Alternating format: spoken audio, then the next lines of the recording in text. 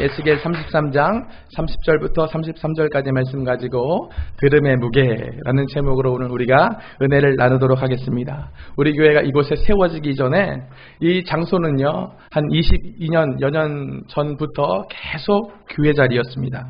이곳에 예배의 처소가 있었고, 이곳에서 하나님의 사명 가운데 하나님의 자녀들이 꿈을 꿨던 장소가 바로 우리가 앉아있는 이 자리입니다.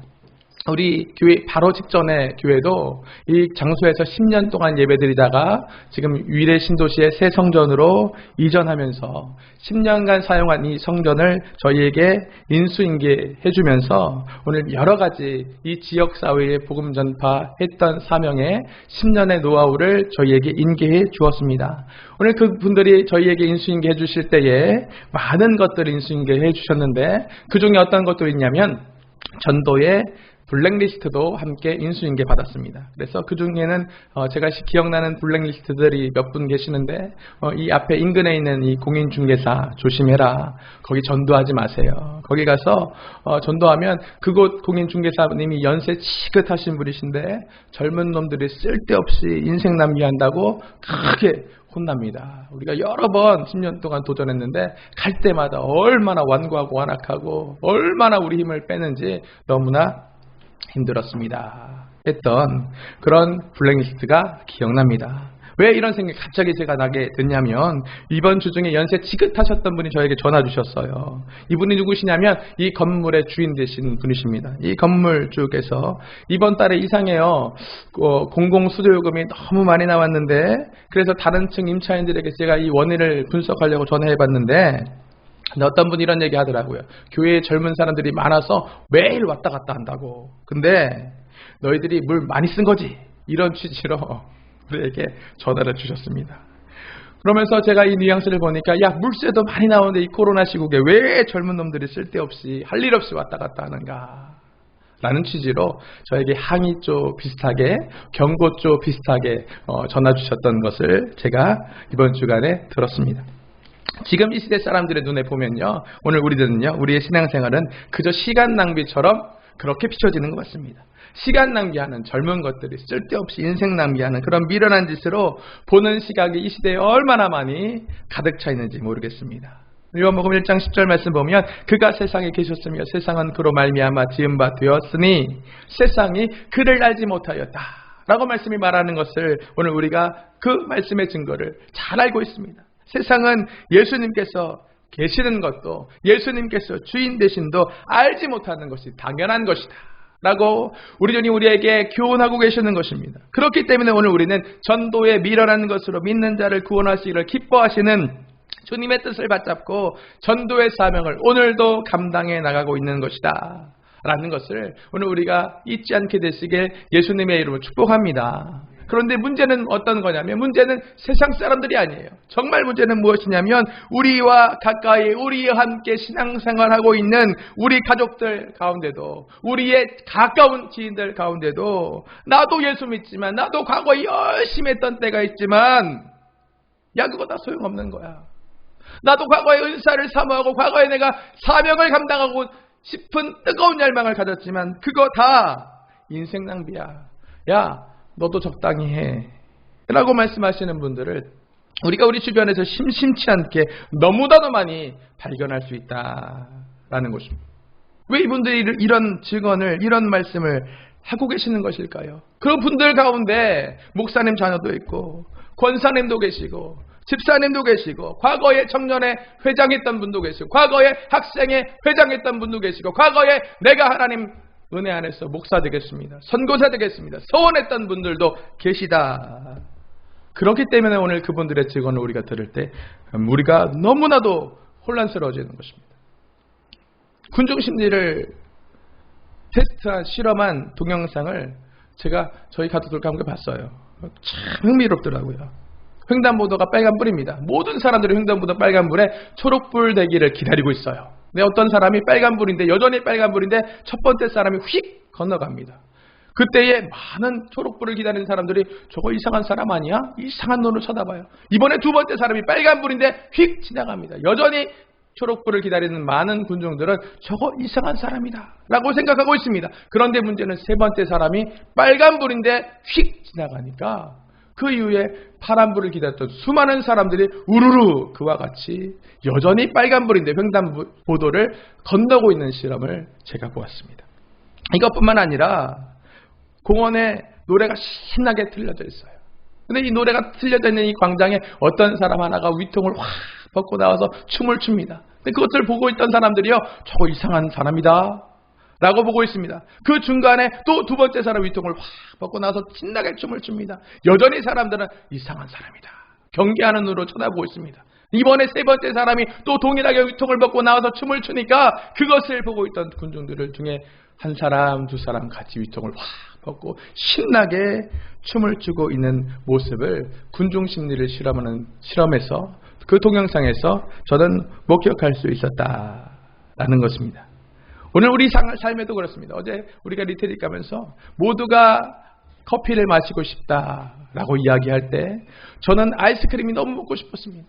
모두가 커피를 마시고 싶다라고 얘기하는데 나는 아이스크림 먹고 싶은데, 아이스크림 가게 가고 싶은데 라고 이야기하는 것은요, 너무나 큰 용기를 요구하는 것. 그래서 너 뭐 먹고 싶어? 그러면 속으로는 아이스크림 먹고 싶지만 나도 커피라고 얘기하는 그런 상황들을 우리가 우리 실상에서도 얼마나 많이 경험하고 있는지 모르겠습니다. 오늘 우리가 갖고 있는 이 오름에 대한, 오늘 우리가 알고 있는 이 그름에 대한 그 신조의 견고함을 무너뜨리는 판단의 붕괴의 임계점은요, 단 3명의 동일한 직원만으로도 충분히 오늘 우리의 신조, 우리의 그름에 대한, 오름에 대한 신조를 붕괴할 수 있는 임계점이 될 수 있더라라는 것을 오늘 우리는 한번 생각해 볼 필요가 있다는 거예요. 그래서 3명 이상의 여론이 전체를 움직이게 하는 강력한 능력이 될 수가 있다라는 것입니다. 진리보다 더 3명 이상의 동일한 의견이 진리를 붕괴시킬 수 있는, 진리보다 더 강력하게 작용할 수 있는 그런 힘이 될 수 있다라는 것을 오늘 우리는 꼭 전제하면서 이 세상을 살아가야 되겠습니다. 왜 그렇습니까? 이 시대의 불신자와 신자 모두의 공통된 의견이 있다면 그것은 오늘 우리의 믿음을 뒤흔들 수 있는, 우리의 신조를, 우리의 신념을 뒤흔들 수 있는 강력한 영향력이 될 수가 있기 때문에 그렇다라는 것입니다. 이것에 대해서 성경은 마태복음 24장 4절부터 13절까지 말씀을 통하여 무엇이라 말하고 있냐면, 예수께서 이르시되 너희가 사람의 미혹을 받지 않도록 주의하라. 그때에 많은 사람들이 실족하게 되고 서로 잡아주고 서로 미워하고 거짓 선지자가 많이 일어나서 많은 사람들을 미혹하게 할 것이고 불법의 성함으로 많은 사람의 사랑이 식어지리라. 그러나 끝까지 견디는 자는 구원을 얻을 것이다 라고 오늘 예수님 수준의 진리를 오늘 우리에게 선언하고 선포하고 있다라는 것입니다.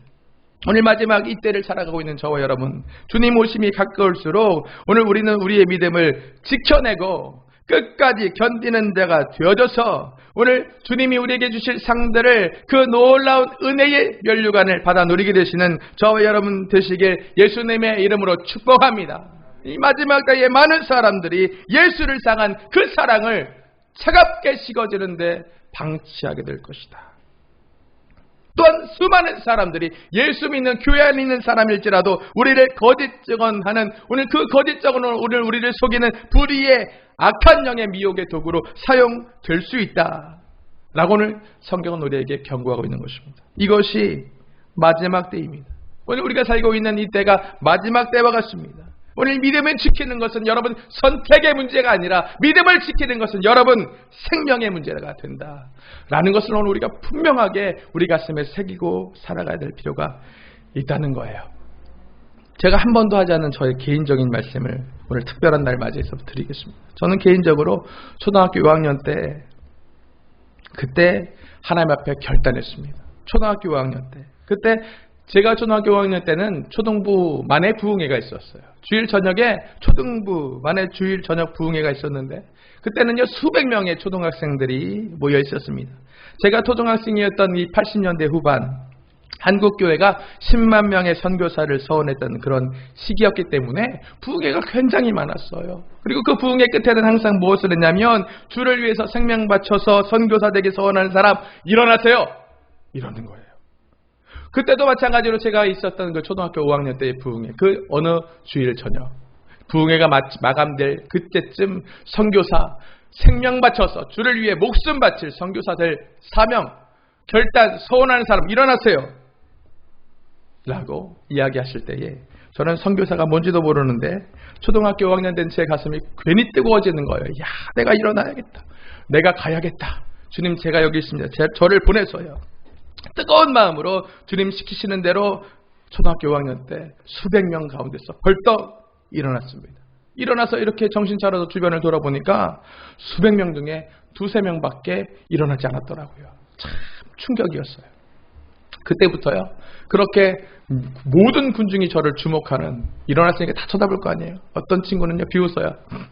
저 일어났다 야. 저 봐라 저거 봐라. 저 바보 일어났다 야. 저 봐봐. 제가 선교사래. 이런 충격. 그 충격 어린 제 가슴에 늘 부담으로 작용했습니다. 이후에 누가요 제 장래 희망을 물어보면요, 너 뭐 장래에 뭐 될래? 라고 물어보면 저는 항상 이렇게 얘기했어요. 저는요 평범한 회사원 될 거예요. 왜 그렇게 얘기했냐면 사역자의 소원을 갚아야 된다는 부담감과 그 좁은 길 걸어가야 한다는 이 막연한 두려움이, 그 부담감이 서로 제 마음 가운데 부딪히고 있었기 때문에 누가 네 소원이 무엇냐 물어보면 저는요 평범한 회사원이요 라고 얘기했어요. 제가 왜 그렇게 얘기했냐면 제 어린 시절에 저를 가르쳐 주셨던 제가 만났던 수많은 교역자들의 형편, 그들의 형편이 참 가난했어요. 참 가난하고 참 어렵고 참 힘들게 사셨던 그 교역자들 보면요, 야, 난 저렇게 비참해지기 싫은데.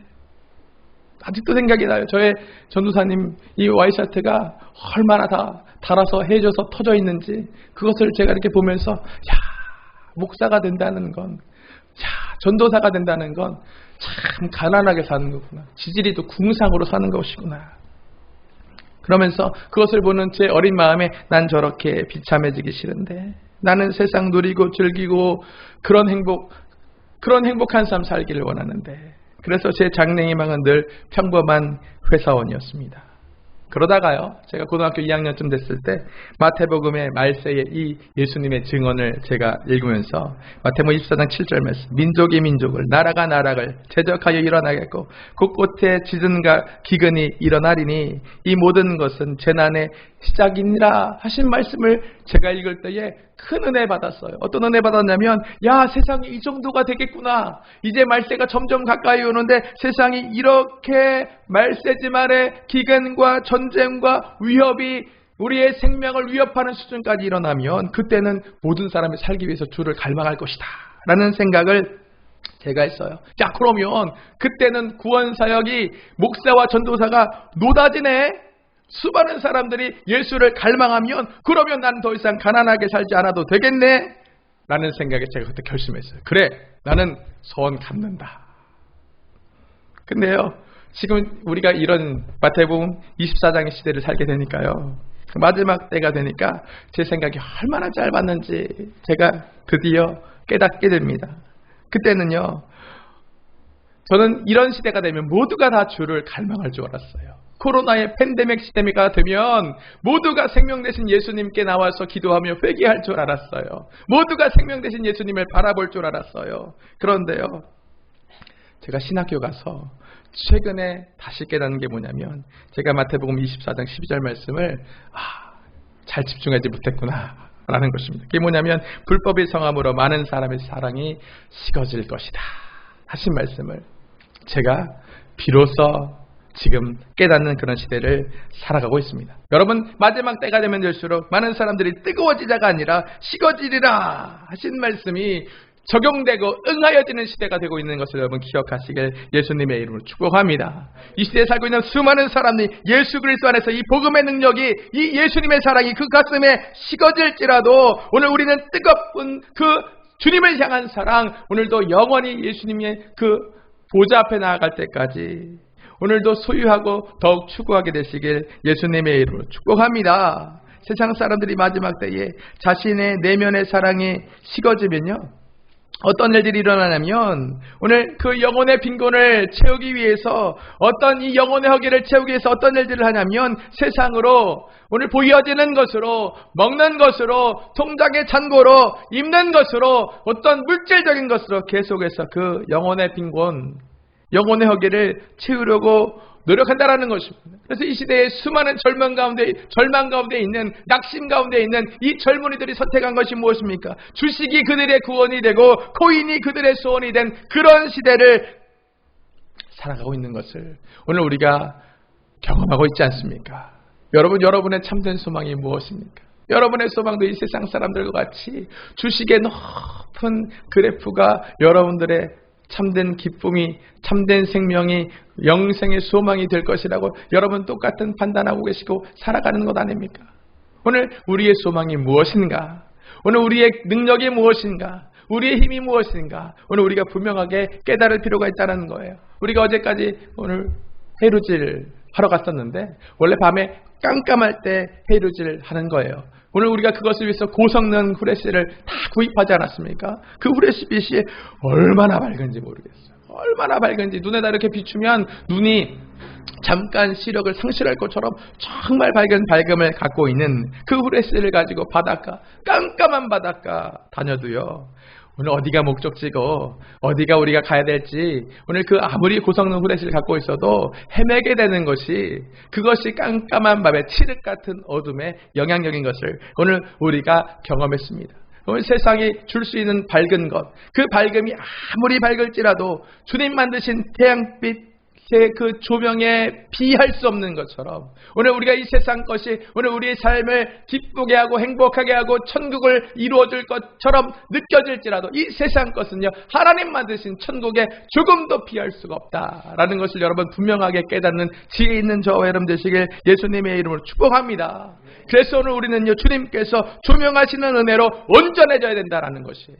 주님께서 조명해 주시는 그 은혜, 오늘 우리 삶 가운데 주님께서 비춰주는 빛 대신 진리의 말씀으로 오늘 우리 삶이 온전하게 조명될 때에 세상이 줄 수 없는 기쁨과 자유 가운데 진리가 너희를 자유케 하리라 하신 말씀에 응함받은 간증이 있는 땅끝까지 증인된 삶을 살게 될 것이다 라는 것을 여러분 오늘 우리가 잊지 않고 다시 한번 우리 가슴에 새기게 되시길 예수님의 이름으로 축복합니다. 오늘 우리가 그러려면 어떻게 해야겠어요? 주님께서 조명하시는 그 은혜의 조명, 진리의 조명으로 오늘 우리의 깜깜한 인생을 완벽하게 조명되게 하기 위해서 우리가 어떻게 해야겠습니까? 주의 말씀은 내 발의 등이요 내 길의 빛이시니라. 시편 기자의 말씀처럼 말씀 잘 들어야 돼요. 설교 시간 오늘 우리가 잘 들어야 됩니다. 왜 그렇습니까? 믿음은 들음에서 나는 것이기 때문에 그렇습니다. 그래서 말씀이 선포되고 선언되는 이 시간 오늘 우리가 잘 듣는 것은 오늘 우리의 생명에 우리 삶이 하나님의 말씀에 조명하심 가운데 천국을 경험하는 가장 작은 그러나 가장 중요한 노력과 집중의 시간이 될 수밖에 없다라는 것을 여러분 오늘 우리가 잘 깨달아야 된다라는 것이에요. 그러면 오늘 우리가 지금 이 시간에도 이번 주에도 설교 듣고 있습니다. 설교 들을 때 설교를 듣는 우리의 마음에 이 설교가 좋기도 하고 나쁘기도 해요. 목사님 오늘 설교 좋았어요. 아니요 목사님 오늘 설교 별로였어요. 오늘 우리가 하잖아요. 오늘 설교를 들을 때 우리가 설교 좋기도 하고 나쁘기도 하는데 그러면 설교가 좋고 나쁜 여러분 기준이 무엇입니까? 어떤 설교 여러분 마음에 좋고 어떤 설교 여러분 마음에 나쁜 설교로 들려집니까? 오늘 본문의 말씀은요 지금 이스라엘 백성들에게 설교하고 있는 에스겔의 모습이 기록되어 있습니다. 이스라엘 백성들에게 지금 설교의 시간을 에스겔이 갖고 있는 거예요. 이 설교 시간에 오늘 본문의 30절 말씀 보니까 이렇게 되어 있습니다. 자 야훼께로부터 무슨 말씀이 나오는가 보자 하는 마음으로 이스라엘 백성들이 지금 에스겔 앞에 모여서 오늘 하나님의 말씀을 설교를 듣고 있습니다.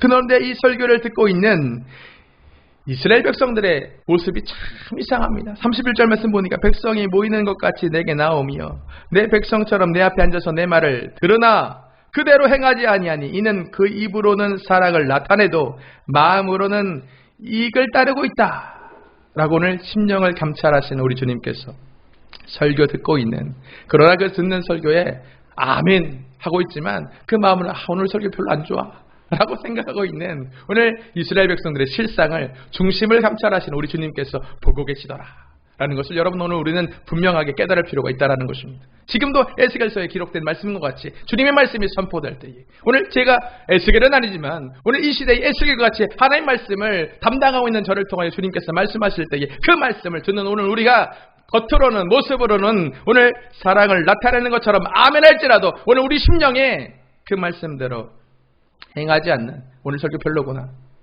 오늘 은혜가 되지 않는다. 이건 내 말씀 아니라 옆에 있는 저 집사 말씀이구나 라고 생각하고 있는 우리를 우리 주님께서 중심을 감찰하시는 우리 주님께서 지금 보고 계시더라. 오늘 우리가 이것을 분명히 기억할 필요가 있다는 것입니다. 왜 그렇습니까? 그들의 마음에는 이익을 따르고 있는 마음이 있기 때문에 그렇습니다. 돈을 사랑하며 일만하게 뿌리가 되는 것처럼 오늘 그들은 세상적인 이익, 자신이 생각하고 있는 가치의 이익, 그 시대의 풍조에 많은 여론들이 쫓아가고 있는 그 이익을 지금 추구하고 있기 때문에 그 이익의 온전한 말씀은 좋은 말씀이고 그 이익에 반하는 말씀은 나쁜 말씀으로 오늘 그들이 인지하고 있더라. 32절 말씀이 말하고 있습니다. 그들은 내가 고운 음성으로 사랑의 노래를 하며 음악 잘하는 자와 같이 여기고 있다. 사랑의 노래는 좋은 오락거리입니다. 하지만 말씀은 여러분 생사가 달려있는 것이다라는 것을 여러분 오늘 우리가 분명하게 깨닫게 되시길 축복합니다. 오늘 설교, 재미있는 설교, 유머가 많은 설교, 오늘 우리의 마음을 울리는 설교, 이 땅에서 복받을 거예요. 주식 그래프가 올라갈 거예요. 이거 사세요. 이 코인 사세요. 저 코인 사세요. 그러면 부자 될 것입니다. 라고 말하는 설교, 오락거리와 같은 좋은 사랑의 노래와 같은 설교, 이것이 좋은 설교 아니다. 오늘 본문의 33장 11절이 주님의 음성을, 주님의 마음을 대변합니다. 너는 그들에게 말하라. 주 야훼의 말씀이니라. 나의 삶에 두고 맹세하노니 나는 악인이 죽는 것을 기뻐하지 아니하고 악인이 그 길에서 돌이켜 떠나 사는 것을 기뻐하노라. 이스라엘 족속아 돌이키고 돌이키라. 너희 악한 길에서 떠나라. 어찌 죽고자 하느냐. 오늘 우리 주님께서 말씀하고 있는 주님의 본심은, 주님이 오늘 에스겔을 통하여 설교하고 있는 중심은, 오늘 하나님의 마음은, 얘들아 내가 사는 길을 너희에게 제시한다. 너희가 영원한 천국에서 너희가 추구하는 참된 행복을 사는 영생의 소망 가운데 사는 복된 인생을 내가 구하고 있다. 원한다. 라고 말씀하신 이 말씀, 오늘 우리가 온전히 붙잡게 되는 저와 여러분 되시길 예수님의 이름으로 축복합니다. 여러분 지금 에스겔 시대 우리가 잘 알고 있잖아요. 에스겔 시대 하나님의 자녀 이스라엘 백성들의 신세가 무엇입니까? 그들은 포로입니다. 하나님이 그들의 주인이심에도 불구하고 만왕의 왕이시고 만주의 주 되신 아버지 하나님이 그들의 참 아버지이심에도 불구하고, 그런 능력의 아버지를 두었음에도 불구하고 그들은 세상의 비참한 신세, 포로의 신세, 조롱당하는 신세 살고 있는 것을 오늘 우리가 기억해야 될 필요가 있다는 거예요. 우리 안타까움이 무엇입니까? 그 포로의 신세를 살고 있음에도 불구하고, 그 비참한 신세임에도 불구하고 그들은 오늘 한 목소리로 이렇게 말합니다. 내가 예전에 다 해봤는데, 나도 예수 잘 믿어봤는데 그거 다 소용없는 거야. 그거 다 인생 낭비야. 그거 하지 말고 즐겨라. 그거 하지 말고 세상에 많은 사람들이 쫓는 쾌락을 추구해라. 그것이 너의 인생에게 기쁨과 새로운 천국을 줄 것이다 하는 말, 여전히 포로 신세임에도 불구하고, 그렇게 살았기 때문에 포로가 되었음에도 불구하고 오늘 여전히 그들은 말씀을 따르는 것 아니라 그들의 이익, 그들의 마음의 생각, 오늘 그들이 세상의 풍조 가운데 사는 것에 주저함 없는 것을 오늘 우리는 분명히 말씀을 통하여 깨닫고, 오늘 우리는 이 안타까움 가운데 살지 않는, 주님이 기대하시는 승리하는 삶 살게 되는 저와 여러분 되시길 예수님의 이름으로 축복합니다. 주님의 이 쓸쓸한 마음이 본문에 33절 말씀에 기록되어 있어요. 그 말이 응하리니 응할 때에는 그들이 한 선지자가 자기 가운데 있었음을 알 것이다. 여러분 이 말씀을 읽을 때 어떻게 느꼈어요? 저는 이 예수님의, 우리 하나님의 이 쓸쓸함이 너무 느껴집니다.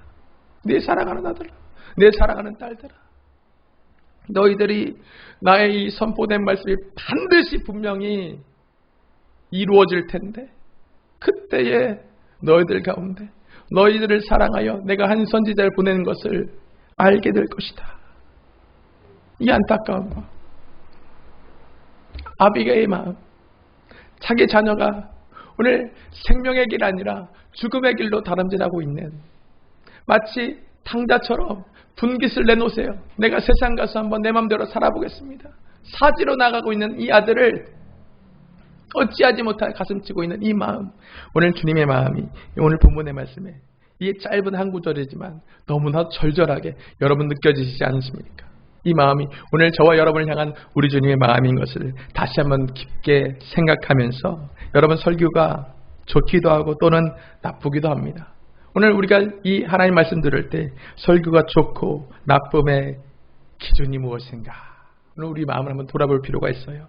나의 마음에 이게 기초하여 하나님 말씀을 판단함으로 오늘 내가 하나님 말씀을 좋다, 나쁘다 평가하는 것은 아닐까? 오늘 우리가 다시 한번 분명하게 우리의 삶을 돌아보면서 오늘 우리는 주님의 이 음성을, 오늘도 주님의 이 마음을 다시 한번 위로하는, 주님이 오늘 우리를 위로하신 것처럼 나의 삶을 통하여 주님을 오히려 위로하는, 주님 이 시대에 많은 주님의 자녀 보면서 주님 마음 아프시죠? 제가요 더 잘할게요. 우리 집에는 두 딸이 있습니다. 한 딸은 직선적이고 한 딸은 영악해요. 한 직선적인 딸은 자기 감정에 충실합니다. 엄마가 어느 날 많이 아픈 날이 있었어요. 근데 이 직선적인 딸은 배가 고픈 거예요. 엄마가 아프니까 밥 시간이 조금 늦었어요. 그러면 이 직선적인 딸은 굉장히 순수하게, 왜 밥 안 줘? 내가 이러려고 여기 있는 거 아니잖아. 빨리 밥을 내놔. 그러면 엄마는 많이 마음 아프죠. 내 딸아, 엄마 아픈 거 안 보이니? 몰라, 난 배고픈 게 더 먼저야. 내 딸아, 엄마 너무 아프잖아. 몰라, 밥 줘. 이러면 한 영악한 딸은 옆에 서서 다 모든 걸 지켜보다가 상황이 정리되고 나면 조용히 엄마 옆으로 가서, 엄마 속상하지? 엄마 많이 아파? 엄마 내가 잘할게. 이래서 수많이 자기가 원하는 것을 언니보다 더 많이, 언니라고 얘기하면 너무 드러나잖아. 더 많이 모든 것을 누리는 천국을 살고 있습니다. 여러분, 이게 지혜인 것 같아요. 이게 지혜인 것 같아요. 실명을 거론하지 마시기 바랍니다. 이게 지혜인 것 같아요. 오늘 우리의 마음에 충실해서 오늘 아버지 하나님 마음을 조금도 이해하지 못하는 그런 미숙한 수준을 빨리 벗어나 성장해야겠습니다. 효도하는 삶 살아야 돼요. 여러분, 육신의 부모에게 효도하는 게 왜 중요한지 아세요? 육신의 부모에게 효도하면서 하늘 아버지께 어떻게 효도해야 될까 우리가 체득하게 되는 것입니다. 효도하는 거 중요한 거예요, 여러분. 너도 중요하지만 오늘 너를 조성하게 하신 부모의 노력을 잊지 않는 것도 더 중요한 것입니다. 그게 우리 하나님이 우리에게 원하시는 바예요. 나이 많으면 나를 키워준, 나를 위해 헌신하신 부모님도 요양원에 갖다 처박아 놓는 게 그게 요즘 세상의 풍조지 않습니까? 그게 효도입니까? 여러분들도 나이 들면 그렇게 신세대 고려장처럼 요양원에 처박히게 될 것입니다. 쓸쓸한 죽음을 맞이하게 될 것입니다. 여러분 젊을 땐 그게 편한 일이죠. 여러분의 자녀들이 다 그것을 보고 있습니다. 아, 우리 엄마 우리 아빠는 할머니 할아버지를 요양원에 귀찮으니까 처박아 놓네. 요양 가면 요양사들이 잘 보호해 주니까 뭐 괜찮은 것이지. 우리 아이들이 장성해서 우리 엄마 아빠가 그렇게 한 것처럼 우리 엄마 아빠도 어느 요양원에 갖다 처박아 놔야겠다. 요양사들이 잘 해주는데 거기서 눈물을 흘리면서 회개하게 될 것입니다. 이 시대가 그런 풍조라면 여러분, 그 풍조를 우리가 왜 쫓아가야 되는 것입니까? 우리 하나님이 그렇게 하라고 하지 않으셨잖아요. 우리는 달라야 합니다. 하나님의 은혜를 받은 우리는 달라야 하는 것입니다. 우리 부모에게 얼마나, 성경에 보면요, 자기 부모에게만 잘하는 것이 아니라 자기 부모 말고 내 남편의 부모, 내 아내의 부모에도 잘하는 기록들이 기록되어 있어요. 우리가 잘 알고 있는 나오미와 롯의 기록을 우리가 알고 있지 않습니까? 그가 왜 그렇게 효부가 됐을까요? 그가 하나님의 은혜를 알았기 때문입니다. 우리 교회도 그 효부가 있잖아요. 우리 교회도 효부가 있잖아요. 얼마나 아름답습니까? 저렇게 시어머니를 공경하는 그런 효부 있어요, 우리 교회. 저 뒤에 앉아 계시다. 세 번째 줄에 이름 실명을 거론하지 않겠습니다. 우리 테리 가나디 가서 얼마나 섬기는지. 우리 어머니. 저는 친정 어머니인 줄 알았어요. 우리 어머니. 어머니가 잘해줘서 우리 어머니 하는 거 아닐 수도 있잖아요. 그렇잖아요. 신혼 가시는 부부들도 시댁의 시자도 벌써 싫다며. 시어머니가 잘해준 것도 싫다며. 시어머니가 나한테 잘해줘? 아, 너무 싫어. 시어머니가 나한테 못해? 너무 싫어. 누구를 지칭하는 게 아니에요. 이 시대 풍조가 그렇습니다. 이 시대 풍조가 그래요. 시월드. 무슨 시월드? 시월드 살아봤어요? 몇 명씩 모시고 살아봤어요. 우리 장모님 어떤 분이신지 아세요? 우리 장인어른 식구가 형제들이 6형제 7형제예요. 근데 단칸방에서 있잖아. 신혼 때 형제들을 다 모셨다는 거예요. 첫째가, 둘째가 와서 살다가, 둘째가 아버지구나. 셋째가 와서 살다가, 넷째가 와서 살다가, 다섯째가 와서 살다가 밥 해주고 빨래 해주고 단칸방에서 수발 다 들어주고. 그 예수 믿기 때문에 그런 거예요. 예수 믿기 때문에 헌신해서 충성해서 그걸 보고 자란 우리 사모님이 얼마나 잘하는지 모르겠어요. 저런 효부가 이 세상에 없는 것 같아요. 10명은 있었다면 10개쯤 세워줘야 돼요. 저는 우리 장모님한테 너무 감사해요. 그래서 옛말에 그런 얘기 있잖아요. 결혼하려면 장모님을 봐라. 그대로 하더라고요. 제가 이 말을 하는 것은 누구를 칭찬하거나 누구를 책망하려고 하는 게 아니라 그리스도인 된 자녀된 우리도 마찬가지예요. 오늘 우리 선조의 우리의 선배들의 신앙의 모습을 우리가 잘못 보고 배웠습니다. 오늘 우리가 이것을 인정해야 되는 것이에요. 그러면 오늘 우리가 어떤 것을 바라봐야 되는가? 오늘 우리의 주변의 신앙인들, 우리의 선진들, 우리의 선배들을 바라보는 것이 아니라 오늘 우리는 하나님을 바라봐야 돼요. 말씀을 바라봐야 돼요. 오늘 우리가 다시 주님께서 원하시는 뜻이 무엇인가? 오늘 우리의 선배들과 우리의 주변의 그리스도인들의 증언들을 귀 기울일 것이 아니라 오늘 하나님은 어떻게 말씀하시는가? 귀 기울이고 오늘 주님께서 원하시고 제시하시는 생명의 길, 가장 복된 길 살게 되는 저와 여러분 되시길 예수님의 이름으로 축복합니다. 우리 어제까지 리트리 갔다 왔는데 산에 짐이 없어도 라면 한 그릇에 행복할 수 있잖아요. 그렇잖아요. 전 라면 한 그릇에 행복하더라고요. 라면 한 그릇에 퉁퉁 부른 라면 한 그릇에. 물론 우리 안에 셰프들도 있고 그래서 음식 퀄리티가 좋지만 저는 어제 제가 끓인 김치찌개를 잊을 수가 없어요. 야, 내 평생 처음 끓여본 이 김치찌개 너무 맛있더라고요. 여러분 다 맛있었죠? 너무 행복했죠? 너무 행복하더라고요. 유명한 셰프 둘이나 있는데 그분들이 해준 것도 맛있지만 저는 내가 해서 그런가? 너무 행복하다. 비웃는 거 아니잖아요. 행복할 수 있는 거예요. 환경이 중요한 게 아니야. 재산이 중요한 게 아니야. 우리가 누구와 함께하고 우리 어떤 마음을 갖고 있는가에 대해서 정말 맛없는 것도 맛있게 느껴질 수 있는 순간을 살 수가 있더라 라는 것을 우리가 기억하면서 예수 안에서 말씀 안에서 주님의 진짜로 믿을 수 있는 지체된 우리 자녀들 안에서 우리 공동체 안에서 주님 주시는 그런 행복을 누리게 되시는 들음의 무게를 깨닫게 되는 저와 여러분 되시길 예수님의 이름으로 축복하며 축원합니다. 기도하겠습니다.